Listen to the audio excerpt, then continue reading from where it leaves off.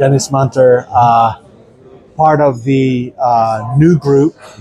About a third of the team, give or take, is new. What prompted you to come here, do this? So, well, I got the opportunity through Kevin Flynn. He's the manager or president for Seattle Rugby Club and manages for Seattle Seawolves. So he brought it up to me last year when they first did it. But I had some commitments on the boat. I'm a active duty submarine guy, so schedule doesn't always support coming to do cool rugby things.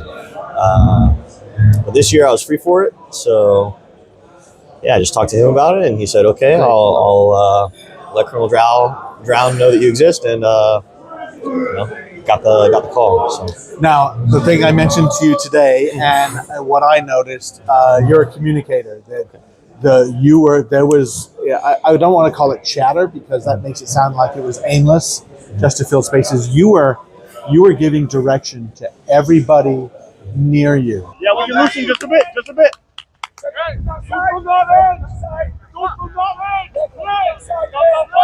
play up. Hey, let's loosen now. Find line. Ready, up. Come right.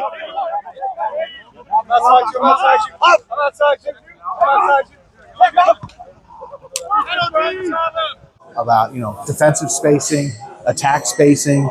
Are you free? Who's with you? It was which is great, and especially for somebody coming into a group, some of whom know each other, they might not do that. So tell me where that comes from. Just the responsibility of the position I was playing today, I think. Okay. So I was playing fullback today. Sure. And with a group of guys who, like you said, not everybody knows each other yet, you just have to talk everything. You have to over-communicate every aspect so that we can start to trust each other and being very intentional about using each other's names and making sure everybody's on the same page so that we can successfully defend against higher numbers, which is what we were doing all practice today. Learning names and saying names is I think, really important. And then, like you said, being a new guy to the group and playing with a bunch of players that, I've heard these guys' names before, and, there's MLR names in here, too. None of them have heard my name before. So it's, you got to be loud to introduce yourself. Oh, no, I think that's great. But all of that's true. But if you don't have that personality, and people laugh at me, I do what I do, but I'm actually fairly, if I show up at a party where I don't know anybody, I'm pretty quiet. I don't jump in performing SEAL like I am, that everybody knows. So I don't know if you're like that generally, or I've definitely been leaning on the guys that I knew coming into this. Sure. Kind of helped me ingratiate to the rest of the group. Like Freddie Tafuna, I played with him in Seattle for a couple years. He just moved away recently, and then Nakoni as well. Played with him all this summer for WAC Sevens. So it's been very helpful having those guys. They're both Army guys, so I know I'm comfortable with these guys, so that's really who I'm talking to most of the time. But then that puts you into the other groups because a lot of the team is Army guys. There's only a couple Navy guys. We were just looking at it, about close to half maybe is Army. What about you as a rugby player? What do you bring to the table as a rugby player? I think the first thing that people notice is speed, fast. But I don't like to only get boxed into playing wing because I'm fast. That's why I've been trying to put myself more at fullback and outside center because I can do other things with the ball as well other than just run with it. I like to field kicks. I like to pass. I like to set them up and then give it to you and then you're gone. Good. I think a lot of aspects of the game are a lot of fun other than just running with it. Even though I do also enjoy running with it. Do like running. Okay. On a submarine. Okay. What's the submarine's name? Are you allowed to say? Yeah, I'm on USS Pennsylvania. All right, fantastic. So, as you know, anybody who's seen any submarine movie is now automatically an expert. Sure, yeah, of course. I will say that I did get a tour of the submarine down at OMSI in Portland. Okay. Twice, and that was in the Hunt for Red October. Okay. So it's even like a celebrity submarine. Yeah. But there are certain things they tell you about life in the submarine that I remember, like people choosing to sleep in the torpedo room because it's cooler. Yeah. Is that true? Not always a choice these days. Like that's just where some space is, really. Like Yeah. if not all of the stowage racks are loaded with torpedoes at the same time, then like historically throughout the submarine force and then on some boats still today, the torpedo room is used for berthing. Okay. Also, if a major emergency would be if the coffee machine breaks. 100%. It's right. essential to life. Yes. Yeah. And the interesting thing about here at Sandhurst is they turn off the coffee They machine. do. After hours, outside of the meal hours, they turn off the coffee machine. That would never happen. Yeah, in America. I came looking yesterday evening. And it was they were off. And I was sad. No. But the reputation also that submarines have the best food in the Navy. Is that correct? I'd say so. Yeah. I'd say so. Okay. Especially that first little bit after leaving port, when you've still got all your fresh stuff, like all your fresh vegetables and fresh fruits. That's when the first few days after are always the best food. Okay. Nice. What appeals to you about working on a sub? Is some of just like the most exciting and coolest things you'll ever get to do. You get to know stuff that other people don't get to know. You get to do things that it's a very small group of people who share this experience, and you can kind of instantly connect with those other people because no matter what submarine you're on or when you're on it, there are some like facts of life that are going to be similar to everybody who's had that experience. So I think really the community is what brought me into it, and it's also my favorite part of it now. That's cool. And to know that you're on this self-contained vessel under the water, seeing your way through, not visually, right? Usually through other means. Sure. And that's pretty astonishing that you can do that and not run into things. What's your responsibility on the sub? I'm the damage control assistant on board. So that sounds important. it's a kind of multiple hats. It's a senior role for the junior officers, so first tour officers. Basically, it comes with two responsibilities.